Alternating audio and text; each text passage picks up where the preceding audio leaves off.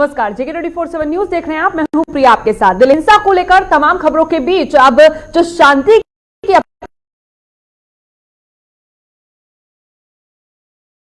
Appeal लगा, पूरे इलाके में लगातार पुलिस जो है गश्त करती नजर आ रही है। लेकिन इसी बीच दिल्ली हिंसा पर हाई कोर्ट में आज भी सुनवाई होनी है। दिल्ली में हिंसा के बाद आज पहला जुमा है, आज जुम्मे की नमाज अदा होनी है और इसी के साथ साथ संवेदनशील इलाकों में जो चुनौती भरा दिन रहेगा उसके मद्देनजर पुलिस लगातार सशक्त और खासतौर पर सतर्क है, क्योंकि ये कहा जा रहा है कि दिल्ली हिंसा में अब तक कुल 38 लोगों की जान गई है और इसी के बीच आज और बाकी के दिनों हालात सामान्य रहे, क्योंकि बताइए जा रहा है कि जाफराबाद हो और इसके साथ दयालपुर की हम बात करें, मौजपुर की हम बात करें, तस्वीरें सामने आ रही हैं। देखिए, इस तस्वीरों से समझा जा सकता है और ताहिर हुसैन के घर की भी जो तस्वीरें हैं, जो घर सील कर दिया गया, वो तस्वीरें भी हम आपको दिखा रहे हैं। लेकिन आज क्योंकि जुम्मे की नमाज अदा होनी है, जुम्मे का आज दिन है, तो ऐसे में दिल्ली हिंसा को लेकर पुलिस पूरी तरह से सतर्क नजर आ रही है और इस वक्त पुलिस बल कई इलाकों में बढ़ा दिया गया है। पुलिस पूरी तरह से तैनात नजर आ रही है, लेकिन इसके साथ साथ ही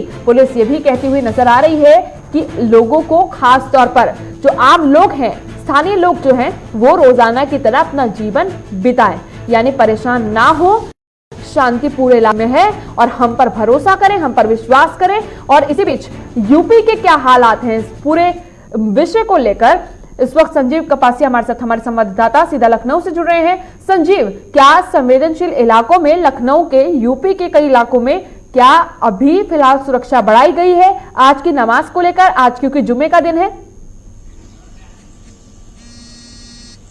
जी बिल्कुल, आपको बता दें कि यूपी उत्तर प्रदेश के 15 जनपदों में धारा 144 लगा दी गई है। उत्तर प्रदेश के डीजीपी ने खुद कमान संभाल रखी है। पूरे प्रदेश में जिस तरीके से सारे कप्तानों को खास निर्देश दिए गए हैं कि अपने जनपदों में रहें और लगातार फोर्स जिस तरीके से जनपदों में बढ़ाई गई है, अलीगढ़ की बात करें या फिर संभल की बात करें, गाजियाबाद की बात करें, नोएडा की बात करें, पश्चिम उत्तर प्रदेश यानी एनसीआर जो दिल्ली से सटे जनपद हैं, उनमें लगातार फोर्स बढ़ाई गई है और खास तौर से राजधानी। तो संजीव, आपकी आवाज ठीक से हम तक नहीं पहुंच पा रही है, कुछ तकनीकी खामी के चलते, हालांकि साफ आवाज नहीं मिल पा रही। एक बार फिर से संपर्क साधने की कोशिश हम करेंगे। लेकिन इसी बीच जो चुनौती भरा दिन पहले भी, लेकिन आज जो चुनौती भरा दिन होगा उसे किस तरह से पार किया जाएगा, खासतौर पर पुलिस पर जब कई सवाल खड़े हुए हैं, प्रशासन पर जब कई सवाल खड़े हुए हैं, इसी बीच आज भी एक बड़ी जिम्मेदारी होगी हालातों को सामान्य रखने की।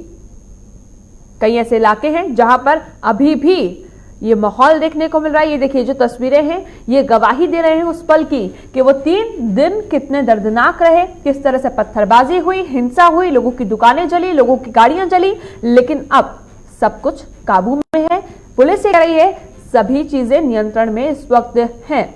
लेकिन इसके साथ साथ कुछ ऐसे इलाके हैं जैसे कि जाफराबाद की अगर हम बात करें, कर्फ्यू वहां पर लगा हुआ है, मुस्तफाबाद में कर्फ्यू लगा है, मौजपुर में कर्फ्यू लगा है। हालांकि ये भी बताया जा रहा है कि ढील दी गई है कर्फ्यू में, लोग अपने घर से बाहर निकल रहे हैं रोजाना का सामान लेने के लिए। लेकिन पिछले 2 दिनों वहां पर हालात कुछ इस तरह के थे कि दूध, ब्रेड, खाने का सामान लेने के लिए भी काफी परेशानियां लोगों को सहनी पड़ रही थी। ये 4 तस्वीरें हम आपको लगातार दिखा रहे हैं टीवी स्क्रीन पर। ताहिर हुसैन के घर को सील किया गया है क्योंकि ताहिर हुसैन पर लगातार कई आरोप लगने के बाद कल उन पर हत्या का आरोप भी लग चुका है, जिसके बाद उन्हें आम आदमी पार्टी ने निष्कासित कर दिया है।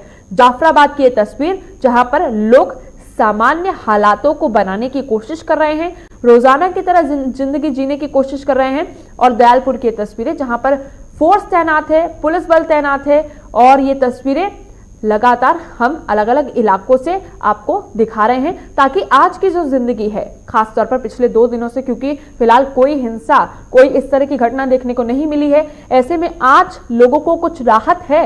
और ये समझा जा रहा है कि बीती दिनों या फिर बीती रातें जो इतनी मुश्किलातों के साथ बीती हैं, उसके बाद आज की जो नई सुबह है वो नए विश्वास के साथ, नए भरोसे के साथ जागेगी और खास तौर पर ये जो दोस्ती थी, जो भाईचारा था, वो एक बार फिर से नजर आएगा। दिल्ली हिंसा में हालांकि लगातार आंकड़ा जो है मरने वालों का वो बढ़ता जा रहा है। अब तक आंकड़ा 38 तक पहुंच चुका है, क्योंकि बताया जा रहा है कि जहां अस्पतालों में घायलों ने दम तोड़ा तो दूसरी तरफ कई स्थानीय लोगों की लाश उन्हीं के इलाके से मिली है। और ऐसे में स्थिति कितनी भयावह थी ये फिलहाल पूरी तरह से समझ में आता है। हालांकि मीडिया और खासतौर पर JK24/7 न्यूज आपको पल पल की खबर लगातार देता रहा पिछले 3 से 4 दिनों में कि आखिर किन किन इलाकों में क्या कुछ हाल है। और इसके साथ साथ JK24/7 न्यूज के पत्रकार आकाश सिंह को गोली भी लगी क्योंकि वो हिंसा को लगातार कवर कर रहे थे, लगातार वहां से रिपोर्ट हम तक पहुंचा रहे थे, लेकिन इसी बीच उपद्रवियों ने गोली चलाई जो उनके जा लगी। इस वक्त बताया जा रहा है कि वो फिलहाल जो उनकी हालत है वो स्थिर है और खतरे से वो बाहर हैं, लेकिन कितने लोगों का नुकसान हुआ अगर हम बात इस तस्वीर को देखकर करें, जो तस्वीरें हमें देखने को मिलती हैं पथराव के बीच जो आग लगाई गई, अगर हम बात देखिए थाना खजूरी खास की करें, चौकी की करें या फिर सड़कों की करें या फिर लोगों की दुकानों की करें, और इसके साथ साथ गाड़ियां कितनी जली, ये देखिए ये तस्वीर बयां करती है नुकसान को और कितने लोगों की जान गई, वो सबसे बड़ी बात। इस समय हम खड़े हैं मौजपुर स्टेशन के बाहर और आपको दिखाना चाहेंगे कि यहाँ पर आप बोर्ड पढ़ सकते हैं श्री गोपाल राय कैबिनेट मंत्री एवं विधायक बाबरपुर। दरअसल बाबरपुर विधानसभा वो विधानसभा है जहाँ पर सबसे ज़्यादा जो हिंसा हुई थी, वहाँ पर हम इस समय खड़े हैं। यहाँ पर अभी आप देख सकते हैं कि जो तमाम दुकानें हैं अभी भी बंद है और बंद का असर साफ तौर पर नज़र आ रहा है और बड़ी संख्या में यहाँ जो पुलिस बल है वो भी यहाँ पर तैनात किया गया है। दरअसल मौजपुर हो, जाफराबाद हो, ये जो पूरा इलाका है यहाँ पर बड़ी संख्या में पुलिस बल को तैनात किया गया है ताकि किसी भी प्रकार से जो दिक्कत है वो ना हो और जो स्थिति तनावपूर्ण बनी है ये सामान्य हो जाए। हालांकि अभी एक स्कूल आपको दिखा रहे हैं, ग्रीनफील्ड पब्लिक स्कूल है और सबसे ज़्यादा जो राइट का असर पड़ा है वो बच्चों की पढ़ाई पर पड़ा है, बोर्ड के एग्जाम देने वाले छात्रों पर पड़ा है और अभी भी आप देख सकते हैं कि स्कूल जो है यहाँ पर बंद है। हालांकि स्थिति धीरे धीरे सामान्य हो रही है। हमने आपको पहले दिखाया था कि मेडिकल स्टोर जो हैं वो खोले जा चुके हैं कुछ जगहों पर, ये खबर हमने आपको बताई थी और अब आपको ये दिखा रहे हैं कि अभी स्कूल बंद है। सुबोध जी, यहाँ पर अब शांति व्यवस्था पूरी तरीके से है? अभी शांति व्यवस्था है और मेरी अपनी शॉप है, इसको हम देखने आए थे अभी। S Kumar glass. और कौन सी शॉप है आपकी यहाँ पर? एस कुमार ग्लास ये वाली जी, ये अच्छा। और ये प्रमोद मावी। प्रमोद जी, ये आपकी शॉप है और आप लोग कब से दुकान बंद है आपकी प्रमोद जी? हमारी रविवार से बंद है हमारी दुकान अभी तक। हाँ, तो अगर बात की जाए आपकी दुकान में आप क्या किराना स्टोर है, मेडिकल स्टोर है, क्या है? पैकेजिंग का काम होता है हमारी दुकान में, पैकेजिंग मटेरियल का। तो हाँ, अब पूरा काम ठप पड़ा होगा आपका पिछले? हमारी लेबर गांव चली गई डर की वजह से, भय से सारा काम बंद पड़ा हुआ है फिलहाल में। कोई माल नहीं आ रहा, जा नहीं रहा, सारी व्यवस्था खराब है। अगर नुकसान की बात की जाए, हालांकि बहुत कम समय हुआ है लेकिन ये लंबे समय तक भी बंद रह सकती है, तो अभी तक कितना नुकसान हो गया है? अब देखो, नुकसान तो दुकानदार का तो नुकसान होता ही है। अब इसका काउंट तो कुछ नहीं, दुकान खुलने पे ही पता लगेगा कितना काम होगा नहीं होगा, ऐसा तो कुछ नहीं, पर नुकसान तो है ही। सबसे बड़ी समस्या ये डर की भय की वजह से हम लोगों के जो काम करने वाले कर्मचारी है वे सब अपने गाँव भाग गए। दुकान खुलती भी है तो काम कैसे करेंगे? कितने कर्मचारी थे यहाँ पर? मेरे 4-5 लोग थे, सारे चले गए। पूरे परिवार के साथ? हाँ, पूरे परिवार के साथ अपने गांव चले गए। और हमारा जो हमने सेफ्टी के लिए गार्ड रख रखा था भय की वजह से, वो भी हमारी दुकान पे नहीं आ पा रहा।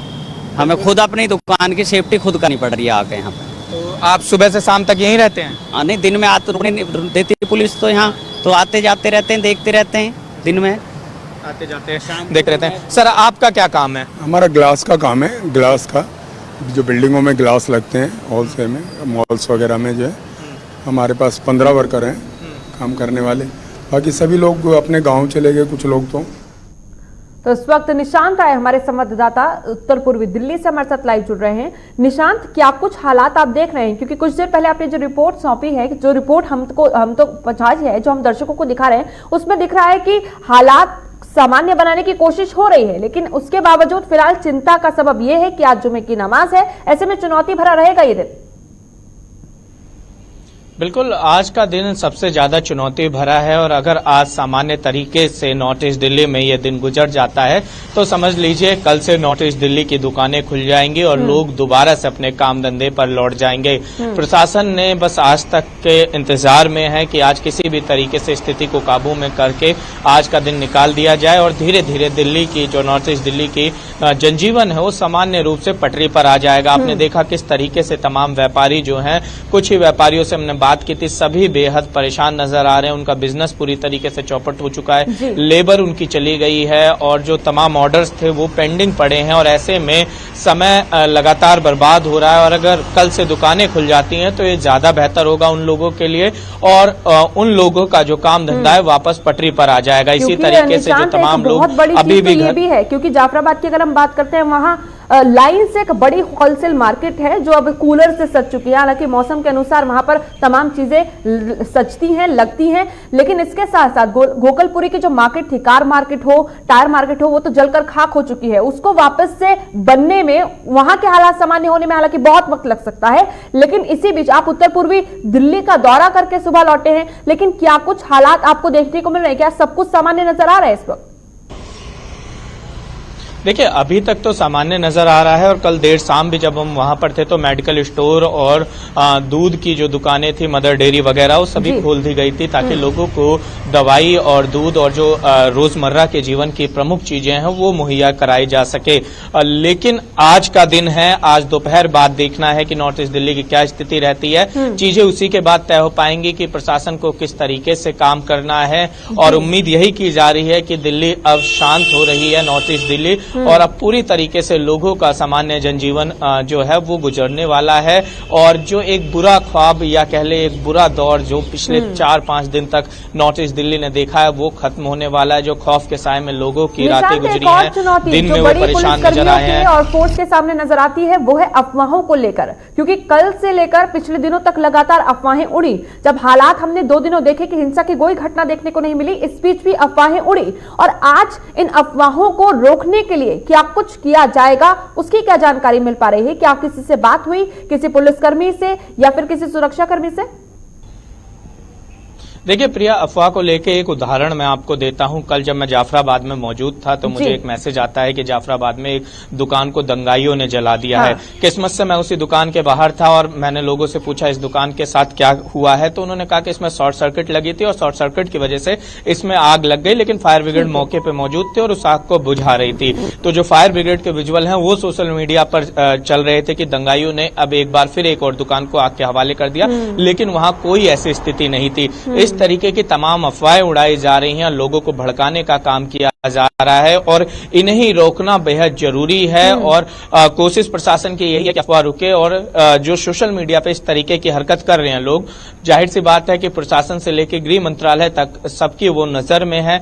आज नहीं तो कल उन पर कार्रवाई होनी तय है। जो सोशल मीडिया पर हेट स्पीचेस दे रहे हैं और ऐसे कमेंट्स लिख रहे हैं जिससे कि किसी की धार्मिक भावनाओं को ठेस पहुंचे, तमाम लोग कार्रवाई के घेरे में आएंगे। लेकिन अभी जो पूरे प्रशासन है, पुलिस है, सबकी कोशिश ये है कि किसी भी तरीके से स्थानीय माहौल को शांत कराया जाए। लोगों को समझाने के प्रयास किया जा रहा है। जो अमन कमेटी के लोग हैं उनसे कहा जा रहा है कि लोगों को समझाएं। जो तमाम मोहल्लों में बड़े बुजुर्ग हैं उनसे कहा जा रहा है कि बच्चों को समझाएं और इस तरीके की स्थिति से दिल्ली को बचाएं, नॉर्थ ईस्ट दिल्ली को बचाएं और जो एक अमन चैन का माहौल वहां रहता था उसको पुनर्स्थापित करने में सभी अपना सहयोग दें। बिल्कुल, क्योंकि जो भरोसा है निशांत, अगर हम आस पड़ोस की बात करें, हम एक गली छोड़कर दूसरी गली की बात करें, क्योंकि जो हिंसा देखी वो इसी तरह से देखी गई कि एक घर ने दूसरे घर को जला दिया, वहां के लोगों को मारा पिटा, वहां पर पथराव हुआ। ऐसे में जो भरोसा कायम करना है वो बहुत जरूरी है इस वक्त। हालांकि पुलिस कह रही है कि हम पर भरोसा रखें, इस वक्त कुछ नहीं हो रहा, किसी अफवाह पर ध्यान मत दीजिए क्योंकि हर जगह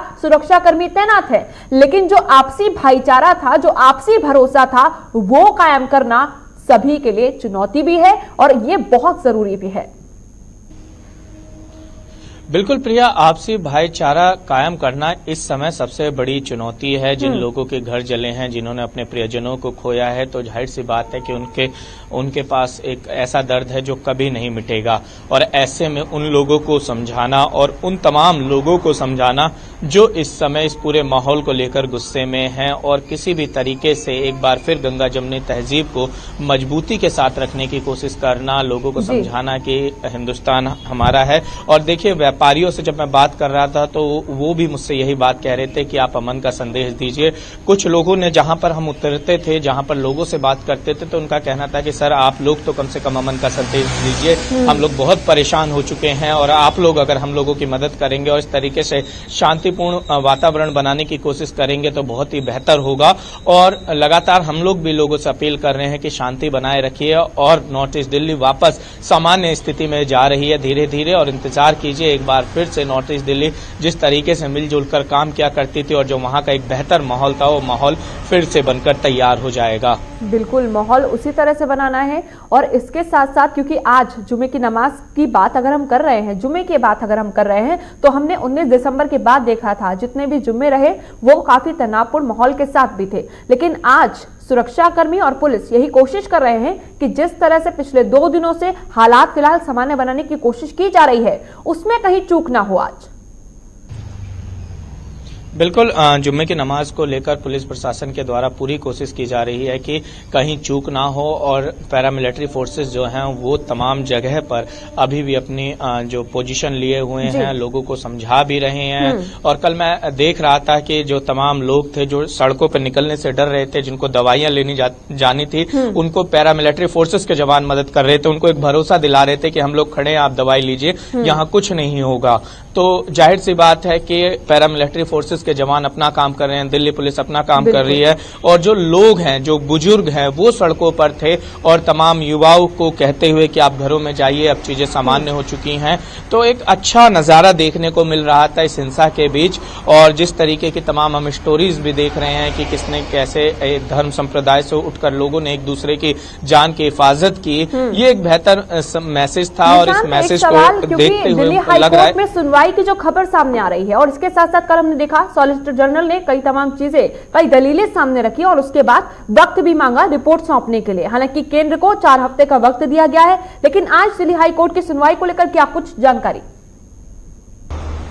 देखिए, दिल्ली हाईकोर्ट में आज इस पूरे मामले की एक बार फिर सुनवाई होगी। उससे पहले जो सुनवाई होनी है वो होनी है जिस तरीके से बीजेपी नेताओं के द्वारा जो भाषण दिए गए थे, जिसको हेट स्पीच के दायरे में लाया गया। अब कल एक एनजीओ ने भी याचिका दाखिल की थी और केंद्र सरकार के पास वो याचिका मिल चुकी है और हाईकोर्ट आज उस पर सुनवाई करेगा, जिसमें चाहे सोनिया गांधी हों, चाहे प्रियंका गांधी हों, चाहे मनीष सिसोदिया हों, ये तमाम लोगों को लेकर कहा गया है कि इन लोगों ने भी हेट स्पीचेस का इस्तेमाल किया गया था। सीए के समर्थन में जिस तरीके से इन्होंने बयानबाजी की थी, उससे भी लोगों की भावनाएं भड़की हैं। खैर, कोर्ट में मामला है, देखने वाली बात यह होगी कोर्ट इस याचिका को किस तरीके से सुनता है। और जाहिर सी बात है कि एक तरफ सियासत भी हो रही है, दूसरी तरफ इस तरीके के मामले भी कोर्ट में जा रहे हैं, लेकिन सबसे जरूरी प्रिया यही है कि नॉर्थ ईस्ट दिल्ली में अब अमन शांति हो। और साथ ही निशांत, जरूरी ये भी है कि जो उपद्रवी उत्पात मचाते हुए इस वक्त नजर आए, क्योंकि जो आम लोग थे वो चाहे हिंदू हो चाहे मुस्लिम हो, हिंदू जहां मस्जिद बचा रहे थे तो मुस्लिम बचा रहे थे मंदिर को, और दूसरी तरफ उपद्रवी उत्पात मचा रहे थे। उन उपद्रवियों की पहचान हो, उस पर जांच हो और उन पर सख्त से सख्त कार्रवाई हो। फिलहाल सभी परिवार जो इन तमाम चीजों से जूझे हैं वो ये चाहते हैं। बिल्कुल, नॉर्थ ईस्ट दिल्ली में जिन लोगों से बात हुई थी उनका कहना था कि कई सारे ऐसे लोग थे जिनको हमने कभी देखा नहीं था, जो दंगाई थे, और ऐसे में वो अचानक आकर यहाँ पर पूरी तरीके से माहौल बिगाड़ते हैं, तो एक दहशत का माहौल कायम करते हैं। ऐसे में उपद्रवों की पहचान करना बेहद जरूरी है। आखिर वो कौन लोग थे जिन्होंने दिल्ली का माहौल बिगाड़ा, आखिर वो कौन लोग थे, उनकी क्या साजिशें थी। चूंकि डोनाल्ड ट्रंप भारत की यात्रा पे थे और हमने देखा कि इंटरनेशनल मीडिया ने किस तरीके से दिल्ली की छवि को दिखाया पूरी दुनिया भर में। तो ये तमाम सवाल हैं जिनके जवाब मिलने चाहिए, और ये जवाब तभी मिलेंगे जब वो उपद्रवी गिरफ्तार होंगे और उन पर कड़ी कार्रवाई की जाएगी। चलिए निशांत, फिलहाल बहुत बहुत शुक्रिया हम तक तमाम जानकारी पहुंचाने के लिए। लेकिन उत्तर पूर्वी दिल्ली में लगातार हमारे संवाददाता पहुंच रहे हैं और रोजाना के हालातों का जायजा लेकर दर्शकों तक भी रिपोर्ट लगातार भेज रहे हैं। उत्तर पूर्वी दिल्ली से निशांत का हमारे संवाददाता जुड़े थे और ये बता रहे थे, ये जानकारी दे रहे थे कि आज का दिन भले ही चुनौती भरा रहे, लेकिन उसके बाद सभी चीजों को संयम में रखते हुए या अपील करते हुए कि शांति और सौहार्द बना रहे, भाईचारा बना रहे, आगे बढ़ा जाएगा और एक बार फिर से उत्तर पूर्वी दिल्ली की जिंदगी जो रोजाना चलती थी, सामान्य चलती थी, उसी तरह उसे सामान्य बनाया जाएगा। तो चलिए आपको दिखाते हैं कि जाफराबाद में इस वक्त यानी कि सुबह के हालातों का जायजा जब प्रणय शर्मा ने लिया तो क्या कुछ वो जानकारी दे रहे हैं।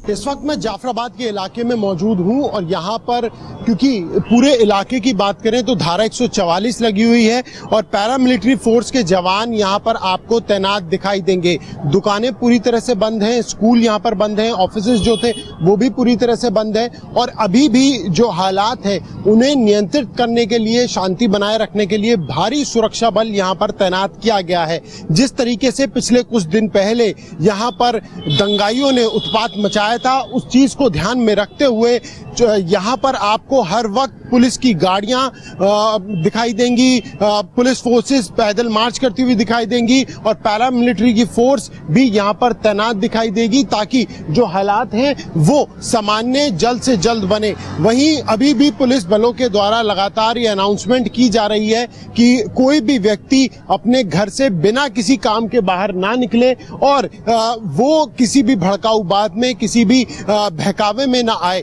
इस बात की जो अनाउंसमेंट है वो लगातार की जा रही है। इसके अलावा अगर हम इस पूरे इलाके की बात करें तो यहाँ पर जो शटर हैं वो आपको गिरे हुए दिखाई देंगे। जाफराबाद मेट्रो स्टेशन भले ही शुरू हो गया है लेकिन अभी भी जो आवाजाही है वो बहुत ज्यादा नहीं है, यानी घरों से आपको पैदल निकलते हुए लोग नहीं दिखाई देंगे। आगे चलते हैं, देखते हैं अब आगे का क्या कुछ है हाल। जाफराबाद से आगे निकलते हैं तो आप मौजपुर के चौक पर आते हैं और ये सबसे ज्यादा संवेदनशील इलाकों में से एक रहा है और यही वजह है कि यहाँ पर आपको भारी संख्या में ना सिर्फ दिल्ली पुलिस के जवान दिखेंगे बल्कि पैरामिलिट्री फोर्स भी यहाँ पर खड़ी हुई है। इसके अलावा यहाँ पर बहुत ज्यादा जो डिप्लॉयमेंट ऑफ फोर्सेज है वो की हुई है। दरअसल ये उन इलाकों में है जहाँ पर बहुत ज्यादा दंगाइयों ने उत्पात मचाया था और अभी अगर आप देखेंगे तो एक रोड को पूरी तरह से जो ब्लॉक है वो भी किया हुआ है। आप यहाँ पे देख सकते हैं कि अगर हम जाफराबाद की ओर यहाँ से जाते हैं तो रोड को पूरी तरह से इस वक्त ब्लॉक भी कर रखा है। साथ ही में बाबरपुर की बात करें, जीटी रोड की बात करें, वहां पर हालांकि जो माहौल है वो सामान्य जरूर हो गया है लेकिन जो पुलिस बल है वो काफी बड़ी संख्या में यहाँ पर तैनात किया गया है। इसके अलावा अगर यहाँ पर हम इन दुकानों की बात करें तो वो भी यहाँ पर पूरी तरह से जैसे कि हम जाफराबाद में देख पा रहे थे तो यहाँ भी दुकानें पूरी तरह से बंद हैं, शटर गिरे हुए हैं और ठीक इसी सड़क की अगर हम आगे बात करें तो जाफराबाद से क्योंकि हम आ रहे हैं तो सामने आपको मेट्रो स्टेशन भी बाबरपुर का दिखाई दे रहा होगा। ये मेट्रो स्टेशन भी बंद कर दिया गया था जब दंगे हुए थे। जाफराबाद का मेट्रो स्टेशन भी बंद किया था, बाबरपुर का मेट्रो स्टेशन भी बंद किया था और ये देखिए आप पीसीआर वैन लगातार यहाँ पर पेट्रोलिंग, लगातार यहाँ पर और आला अधिकारियों के साथ डीसीपी, जॉइंट सीपी लगातार यहाँ पर पेट्रोलिंग, खुद वो इस वक्त ग्राउंड पर मौजूद है। आप देख सकते हैं कि यहाँ पर जो जिप्सी है वो इस वक्त यहाँ पर पेट्रोलिंग करती हुई नजर आ रही है और सबसे अहम बात यह है कि इस वक्त जो पुलिस है वो चप्पे चप्पे पर अपनी नजर बनाए हुए है और जो आला अधिकारी हैं वो यहाँ पर पहुंच के जो पूरे इनपुट्स हैं वो ले रहे हैं। ये देखिए यहाँ पे अभी आपको बस दिखाई दे रही होगी जिसमें सिर्फ और सिर्फ फोर्सेस ही मौजूद है। ज्यादातर जो आप फोर व्हीलर देख रहे हैं वो मीडिया कर्मियों की हैं लेकिन अगर आप कोई बस देख रहे हैं या गाड़ियां देख रहे हैं उसमें सिर्फ आपको फोर्सेस ही दिखाई देंगी, चाहे वो दिल्ली पुलिस के जवान हो या फिर पैरामिलिट्री फोर्सेस के जवान हो। तो इस वक्त हालात सामान्य हो जाएं उसके लिए बहुत ज्यादा यहाँ पर ध्यान दिया भी जा रहा है और शांति जल्द से जल्द यहाँ इन इलाकों में बहाल हो उस पर खासी तौर पर नजर जो है वो बनी हुई है। अब आगे जाते हैं और जायजा लेते हैं बाबरपुर मेट्रो स्टेशन के पास के इलाके का कि वहां पर अभी क्या कुछ तो तमाम इलाके जिनकी जानकारी प्रणय शर्मा हम तक पहुंचा रहे थे। इसके साथ एक छोटे से ब्रेक के लिए यहाँ पर रुक रहे हैं, जल्द वापस लौटेंगे, आप बनेगा हमारे साथ।